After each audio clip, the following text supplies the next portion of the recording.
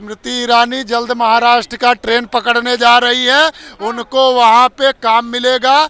Kapil Sharma show में cylinder लेके घूमी, प्याज लेके घूमी, चूड़ियां लेके घूमी, लेकिन प्रधानमंत्री जी को चूड़ियां नहीं देती है। और उनके बताइए नरेंद्र मोदी पीछे चले, बनारस से पीछे गए। देश की आवाम जो है इस बार 95% इंडिया गठबंधन को वोट देने का काम की है। इंडिया गठबंधन इस बार सरकार बनाएगी। देर पहले तो मोदी जी पीछे चल रहे थे, जो कह रहे थे 400 पार 400 पार, वो 4000 वोट से पीछे चल रहे थे।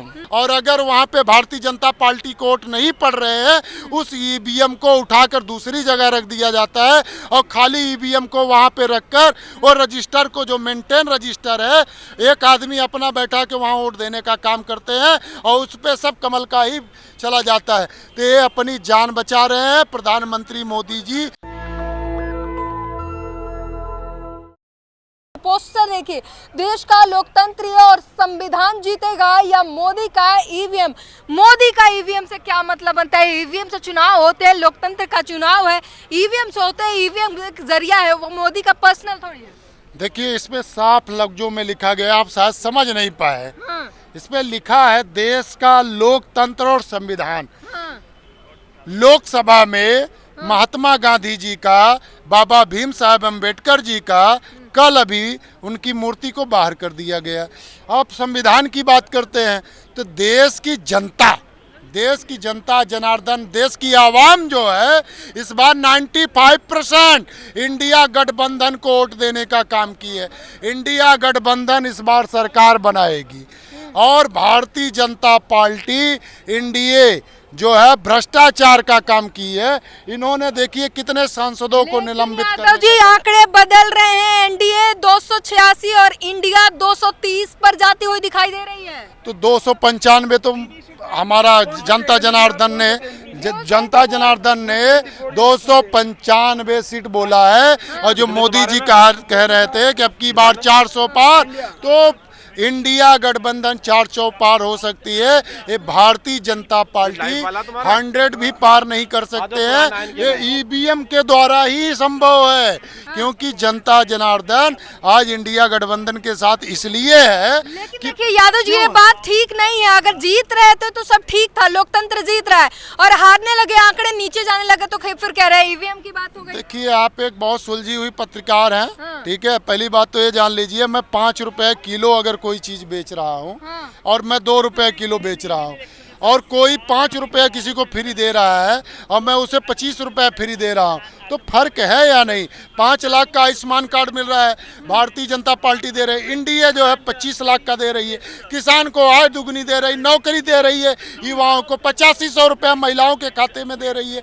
तो देश की लोकतंत्र को मजबूत करने का हर संभव प्रयास इंडिया गठबंधन करने का कार्य कर रही है। कह रहे जनता लालची है, जो ज्यादा पैसा देगा उसके तरफ जाएगी। जनता लालची नहीं, मैंने बोला जनता लालची। कम पैसे पर अगर कोई चीज खरीदा जाता है या उससे कम चीजों पे, और जनता को सहूलियत देना, ठीक है, तो जनता को हर सहूलियत इंडिया में दिख रहा है। इंडिया में भारतीय जनता पार्टी को 10 साल देकर यही भारत की जनता ने, यही जनता आवाम ने ये देख लिया है किस प्रकार से किसानों का निर्मम हत्या। 850 किसानों को तो आप भूले नहीं होंगे, पहलवान बेटियों को आप भूले नहीं होंगे, मणिपुर आप भूले नहीं होंगे, बाबा का बुलडोजर आप भूले नहीं होंगे। तो ये क्या संविधान और लोकतंत्र की सुरक्षा की है? ये बहुत बड़ा आपके पास लौटेंगे जल्दी। बताइए क्या कह रहे हैं? आपने कहा कि जनता लालची है। जनता को लालची कहना बहुत गलत बात है आपकी। दरअसल क्या है, भारतीय जनता पार्टी हमारे देश की जनता को मूर्ख बना रही है। हमारे जननायक राहुल गांधी जी ने सीधे सीधे कहा है कि नरेंद्र मोदी जी ने 16 लाख करोड़ रुपए जिस तरीके से सिर्फ 21-22 लोगों को दिए हैं, उतने ही 16 लाख करोड़ हमारे राहुल गांधी जननायक जी जनता के बीच में डालने वाले हैं, ताकि लोगों के कारोबार उठे। कोई जूता खरीदेगा, कोई कपड़ा खरीदेगा, कोई टी शर्ट खरीदेगा। जब वो लोग खरीदेंगे, शॉर्टेज पड़ेगी, लोगों की फैक्ट्रियाँ खुलेंगे, इसमें काम निकलेंगे। गरीब आदमी से जब ये सर्कल घूमेगा तो देश ऊपर आएगा। नरेंद्र मोदी जी आज इसी कारण बनारस से चुनाव हार रहे हैं और हमारे जननायक राहुल गांधी जी इस देश के रायबरेली से जीत कर प्रधानमंत्री बनने जा रहे हैं। और राहुल गांधी जी की भारत जोड़ो यात्रा, भारत जोड़ो नया यात्रा ने किस रूप में इस देश में काम किया है, जिस तरह से वो लोगों से मिले हैं, उसी कारण इस देश में सरकार बनने जा रही है इंडिया गठबंधन की। और भारतीय जनता पार्टी किस रूप में हार का कारण इनके नरेंद्र मोदी जी के गलत बयान की, अगर इस देश में कांग्रेस आ गई तो मेरी बहनों के मंगलसूत्र लेकर घुसपैठियों को दे देगी। कह रहे थे कि अगर किसी के घर में 2 भैंस है तो 1 भैंस कांग्रेस छीन लेगी, अगर जो 4 करोड़ घर है उनके घरों की चाबी ले लेगी और घर में अंधेरा कर देगी, मीटर काट देगी, और जो टंकी पानी की लगी हुई वो टंकी खोल, मतलब इतनी गलत तरीके की राजनीति नरेंद्र मोदी जी ने इस देश के अंदर की है। देश के दुर्भाग्य है कि ऐसे लोगों को चुनना, अगर गलती से भी आ गए तो इस देश का क्या कारण होगा, कि ये देश कहाँ जाएगा, कोई आइडिया नहीं लगा सकता। इस देश में सिर्फ सरकार इंडिया गठबंधन की बनने जा रही है। तो ये यहाँ अंदर से बहुत तेज शोर सुनाई दे रहा है, कुछ तो हुआ है आंकड़े में हेरफेर। हाँ, इंडिया गठबंधन जो है वो बढ़त बनाए हुए है, क्या कहेंगे, लगातार जो है जनता के जो रुझान देखने को मिल रहा है। और जो राहुल गांधी ने बात की है, रैलियों में संविधान लेकर चल रहे थे, संविधान की बात करी थी, वो अब जनता को शायद पसंद आ गई है। जनता को 100% पसंद आ गई है। तो आप ये देखिए कि राहुल गांधी ने ये भी कहा था कि प्रधानमंत्री मोदी 22 लोगों को, उद्योगपतियों को अरबोपति बनाने का काम किया है, और 140 करोड़ जनता को मैं लखपति बनाने का काम करूंगा। देश की जनता देख रही है, महंगाई से परेशान है। आप दूध पे, किताब पे, शिक्षा पे हर जगह जीएसटी लगा दिए है। और वही आप बोला करते थे मैं भ्रष्टाचार को ख़त्म कर दूंगा। आज पूरा भ्रष्टाचार भारतीय जनता पार्टी है एनडीए गठबंधन में 38 पार्टियों के साथ आज गठबंधन बना के घूम रहे हैं। यादव जी एक चीज बोलना चाहेंगे, यहाँ पर ऐसा लग रहा है कि स्टेडियम में बैठे हुए क्रिकेट में जैसे छक्का लगता है वैसे शोर की आवाज आ रही है, एकदम जैसे जैसे आंकड़े बदल रहे हैं वैसे वैसे आवाजों की जो गूंज जा रही है वो इधर के अंदर से, पंडाल के अंदर से आ रहे हैं। ये जनता जनार्दन की ये खुशी है, क्योंकि उन्हें अब विश्वास हो चुका है 10 साल में जो न्याय नहीं मिला है वो इंडिया की सरकार बनते ही, राहुल गांधी को देश का प्रधानमंत्री बनते ही देश को न्याय मिलेगा। किसानों को आय दुगनी होगी, युवाओं को नौकरी मिलेगी, महिलाओं का सशक्तिकरण होगा, 8,500 और 1 लाख रुपया हर महीना उनके खातों में, और अग्निवीर को खत्म कर कर उनको परमानेंट किया जाने का कार्य किया जाएगा। और टीचरों की जो संविदा पे भारतीय जनता पार्टी रखने का कार्य कर रही है उनको फिर पक्का किया जाएगा, उनका पेंशन चालू किया जाएगा, देश की सेना को सशक्त किया जाएगा। और जिस तरीके से चीन अरुणाचल में कब्जा कर रहा है, कांग्रेस इंडिया गठबंधन की सरकार बनते ही अरुणाचल प्रदेश को भी खाली करवाने का काम किया जाएगा, और देश की हर समस्या को देखने का काम इंडिया गठबंधन की सरकार करेगी और देश को न्याय देने का काम करेगी। जी, फिर निकला शोर एक अंदर से। और आपको बता दें कहीं ना कहीं जिस तरीके से ये 400 पार के नारे लग रहे थे, अभी के रुझान में जो दिख रहे हैं एनडीए 300 पार भी नहीं कर पाई है। बड़ा मुश्किल हो रहा है एनडीए के लिए 300 के आंकड़े भी पार कर पाना। ये देख लीजिए, चोरी करके अपनी जान बचा ले ईवीएम से, और ईवीएम को किस प्रकार से हैक किया जाता है मैं नेशनल दस्तक पे इसका खुलासा करता हूँ। आप किसी भी बूथ पे चले जाइए, वहाँ 1000, 1200, 1500 वोटर होते हैं, और वहाँ पे अगर 1200 वोटर है तो 800 वोट पड़ते हैं। और ये देखा जाता है, भारतीय जनता पार्टी, आरएसएस और चुनाव आयोग ये देखता है कि वहाँ पे किस धर्म के, किस कास्ट के लोग ज़्यादा है, और अगर वहाँ पे भारतीय जनता पार्टी को वोट नहीं पड़ रहे हैं उस ईवीएम को उठाकर दूसरी जगह रख दिया जाता है, और खाली ईवीएम को वहाँ पे रखकर और रजिस्टर को, जो मेंटेन रजिस्टर है, एक आदमी अपना बैठा के वहाँ वोट देने का काम करते हैं, और उस पर सब कमल का ही चला जाता है।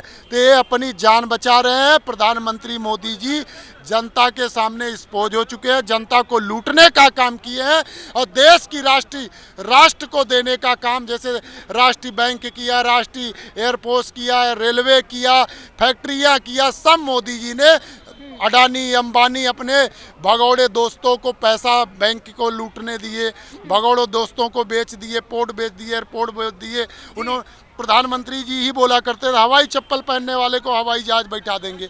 आज हवाई चप्पल जो पहन रहा था आज उसके पास चप्पल नहीं है, क्योंकि चप्पल भी आप बाजार में लेने जाएंगे तो 300 रुपया मिल रहा है। लौटेंगे आपके पास। यादव जी क्या कहते हैं, जो आंकड़े ये बदल रहे हैं, अभी देखिए आंकड़े तेजी से बदलते हुए दिखाई दे रहे हैं। और हम उत्तर प्रदेश की अगर बात कर ले तो उत्तर प्रदेश में जहां 65 से ऊपर की बात कर रही थी भाजपा, एनडीए गठबंधन 30 और 35 के बीच में सिमटती हुई दिखाई दे रही है। क्या कहेंगे आप? अभी रुकिए ना दीदी, मैं भी अब 1 बजे तक रुकने की कोशिश करूंगा। पूरा थक गया, टूट गया, आवाज़ भी बैठ गई। दीदी जीतनी और हारनी एक बजाय कि हमने बताया, जो खुद को अवतार बताते ना, उन्हें बता दिया कि लोकतंत्र में सबसे बड़ी ताकत जनता की है। समझ रहे हैं? और उनके बताइए, नरेंद्र मोदी पीछे चले, बनारस से पीछे गए, इतनी चमक धमक, इतना ग्लैमर, 10 कैमरों के साथ रहने के बाद भी क्या आप गरीब की पेट की आग थोड़ी ना बुझा देंगे? साहब चुनाव तो मुद्दों पे ही लड़ना पड़ेगा ना। अब इस बात को समझ लेना, अब देश परिवर्तन की ओर है। और जितने भी मैं अपनी व्यक्तिगत तौर पर कहूँगा, जितने भी फर्जी मामलों में राजनीतिक बंदी बनाए गए हैं, सबका न्याय होगा। गरीब मजदूर किसानों का न्याय होगा, श्रमिकों का न्याय होगा, महिलाओं का न्याय होगा, पूरे देश का हर दबले कुचले लोगों का न्याय होगा। जिनके साथ जाति उनका न्याय होगा, और जिन्होंने जाति करी है उनका हिसाब होगा। यादव जी, सपा 35 आगे बढ़ती हुई दिखाई दे रही है। बाबा का बुलडोजर अब काम नहीं कर रहा है उत्तर प्रदेश में। सपा इंडिया गठबंधन का एक अंग है, और सपा भी प्रचंड, अभी तो बढ़त दिख रहा है ना, ये 70 पार कर जाएंगे। ये उत्तर प्रदेश में 70 पार कर जाएंगे। इसलिए कर जाएंगे कि जिस राम मंदिर पे योगी आदित्यनाथ सीना ठोक के कहते थे मैं कट्टर हिंदू हूँ, मैं भगवाधारी हूँ, तो आज जनता से ये पूछ रही है योगी आदित्यनाथ जी से कि योगी आदित्यनाथ आप ये बताइए कि आप 250 करोड़ रुपए का इलेक्ट्रॉनिक्स बॉन्ड लेते हैं। भारत में 7 बुच्चड़ खाने हैं, 3 बुच्चड़ खाना आपके उत्तर प्रदेश में है। आप सबसे बड़ा गऊ के रक्षक बनते हैं, आप सबसे बड़े भक्षक बन गए हो। देश की जनता, उत्तर प्रदेश की जनता। सबसे बड़ी खबर, स्मृति ईरानी 18,000 वोट से पीछे चल रही हैं। स्मृति ईरानी जल्द महाराष्ट्र का ट्रेन पकड़ने जा रही है, उनको वहां पे काम मिलेगा कपिल शर्मा शो में। और जिस प्रकार से सिलेंडर लेके घूम रही थी जब 400 का था, आज 1200 रुपए का हो गया। और वही लौटूंगी आपके पास। सर क्या कहेंगे, स्मृति ईरानी 18,000 वोट से पीछे चलती हुई दिखाई दे रही है। सबसे पहले तो AICC 24 अकबर रोड पर नेशनल दस्तक का स्वागत है। स्मृति ईरानी 18 नहीं बल्कि 1.5 लाख वोटों से हारेगी। वो बड़ा घमंड था उसको कि मैं ये हूँ, मैंने पिछली बार ऐसे हराया था, पिछली बार बेईमानी कर पाए थे, इस बार बेईमानी कुछ नहीं कर पाए। कांग्रेस का और समाजवादी पार्टी का एक एक कार्यकर्ता वहाँ खड़ा हुआ था। अगर अन्य लोग हमारे साथ आ जाते तो निश्चित रूप से इनका सुपड़ा साफ कर देते हम। लगातार हम देख रहे हैं सुल्तानपुर से भी मेनका गांधी पीछे चल रही है, कभी आगे कभी पीछे। ये लगातार आंकड़े बढ़ रहे हैं, घट रहे हैं, आगे पीछे होता रहे। तो क्या होगा आने वाले 1-2 घंटों में? मैडम थोड़ी देर पहले तो मोदी जी पीछे चल रहे थे। जो कहते थे 400 पार 400 पार, वो 4000 वोट से पीछे चल रहे थे। तो जब ऐसा व्यक्ति जब पीछे चलता है तो निश्चित रूप से इंडिया 300 पार रहेगा। ये हमारा आकलन है। इंडिया 300 पार के जाएगा। 300 पार जाएगा। और बड़ा दावा किया इन्होंने में जो है मेनका गांधी भी पीछे चल रही हैं, स्मृति ईरानी पीछे चल रही हैं, जो लगातार राहुल गांधी पर दाव ठोक रही हैं कि राहुल गांधी अमेठी से भाग क्यों गए। अब वो खुद पीछे चल रही हैं। एक बड़ी जो है, और एक आम कार्यकर्ता से हार जाना उनके लिए बहुत बड़ी बात हो जाएगी। राहुल गांधी जी असल में अगर जाना जाए तो राम के आदर्श पे चलने का काम अगर कोई नेता किया है तो माननीय राहुल गांधी जी ने किया है।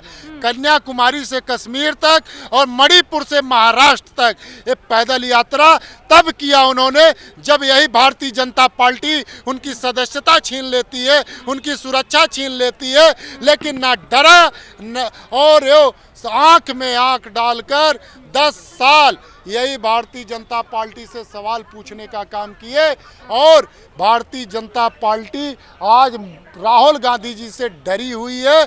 और जो स्मृति ईरानी की बात कर रही है तो एक महिला होने के कारण देश की जनता, अमेठी की जनता उनका सम्मान की थी और उनको मौका भी दिया। लेकिन स्मृति ईरानी, उनके अंदर एक भाव, जैसे कि एक्टिंग करने का जो शौक होता है, वो कीड़ा उनका मरा नहीं। और राजनीति को भी एक एक्टिंग गिफ्टिंग के तौर पे देखी, और सिलेंडर लेके घूमी, प्याज लेके घूमी, चूड़ियाँ लेके घूमी, लेकिन प्रधानमंत्री जी को चूड़ियाँ नहीं देती है। पहलवानों के बेटियों के जब कुछ बोलना होता है तो उनका मुंह बंद हो जाता है। निर्वस्त्र करके जब मणिपुर में देश की महिलाओं को घुमाया जाता है तो स्मृति ईरानी उसको एक एक्टिंग समझती हैं, उस समय भी बोलना बंद हो जाता है। तो देश की जनता इस बार तय करेगी। और कैसे 12 रुपये किलो चीनी दे रही थी ना, अब वही की जनता इनको चीनी देकर मुंबई के लिए रवाना कर देगी। बोलेगी कि रास्ते में रेलवे में अगर प्यास लगेगा पानी पी लीजिएगा, और आप अमेठी छोड़ दीजिए, और आप मंत्री पद को भी छोड़ दीजिए, वो भी उनसे खींच लिया जाएगा। जी, तो कहीं ना कहीं ये जो पहलवानों का मामला था वो सब कुछ जनता ने देखा है और समझा है। क्या कहेंगे, बीजेपी बहुमत से दूर जाती हुई दिखाई दे रही है। जहां एक तरफ उनके वादे थे 400 पार, अभी बहुमत नहीं जुटा पा रहे हैं। एकदम बिल्कुल सही कहा आपने। देखिए, ये राहुल गांधी जी की बहुत बड़ी जीत है। राहुल गांधी जी ने जो पद यात्रा की और जो न्याय यात्रा निकाली, करीब 10,000 किलोमीटर उन्होंने चले, तो वो 10,000 किलोमीटर जो चल के दिखाए उन्होंने, वही परिणाम देता है। क्योंकि लाखों लाखों की संख्या में राहुल जी के पीछे लोग थे। आज उसी का परिणाम हम देख रहे हैं। जब उन्होंने मणिपुर से यात्रा शुरू की, न्याय यात्रा, मणिपुर की औरतों को न्याय दिलाने की बात कही, मणिपुर से यात्रा की। आज मैं नॉर्थ ईस्ट से आता हूँ, मैं नागालैंड से आता हूँ। आज मणिपुर और नागालैंड और सब जगह कांग्रेस का परचम लहरा रहा है। आप समझ लीजिए, ये बता रहा है कि देश में बदलाव की लहर है, बदलाव होने जा रहा है। और भले ही भाजपा 240 पर अटक जाए या 280-90 अगर उनकी एनडीए में भी आ जाएगी तो एनडीए बिखर जाएगी। आप देख लेना, एनडीए बिखर के सब कांग्रेस के गठबंधन में शामिल हो जाएगी।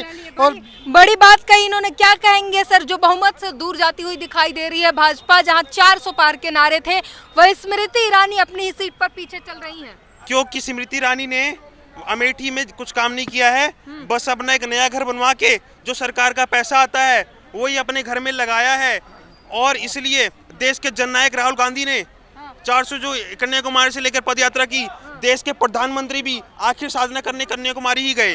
क्यों? किसका मतलब, जब जहाँ राहुल गांधी जाते हैं, हमारे जननायक नेता जाते हैं, तब वहाँ प्रदेश के प्रधांमंत्री जाते हैं। और जहाँ तक ये बात है, यहाँ की जनता, देश की जनता महंगाई, बेरोजगारी से परेशान होकर, इसलिए इस बार जो 400 पार का इनने जो आंकड़ा बताया था वो सब ढकोसला है। और जो इनके एग्जिट पोल थे, एग्जिट पोल इन्हीं के झूठे साबित हो रहे हैं और इंडिया गठबंधन की सरकार बनने जा रही है। आप थोड़ी देर में देख लीजिए, यहाँ पे AICC में पूरा जश्न की तैयारी। ठीक है, तो ये बड़ी खबर आपको बता रहे हैं। इस वक्त जो है ये जश्न का माहौल जो है ये है। और कहीं ना कहीं अगर आंकड़ों को देखें, और जो पीछे जो आए थे आंकड़े, जो एग्जिट पोल आए थे, वो कहीं ना कहीं पूरी तरीके से ध्वस्त होते हुए दिखाई दे रहे हैं। और अभी जो आंकड़े आ रहे हैं वो बिल्कुल विपरीत हैं। और जो कहीं ना कहीं ये जो आंकड़े देख के ये समझ आ रहा है कि जनता ने राहुल गांधी की बातों को समझा है, संविधान लोकतंत्र की बातों को समझा है।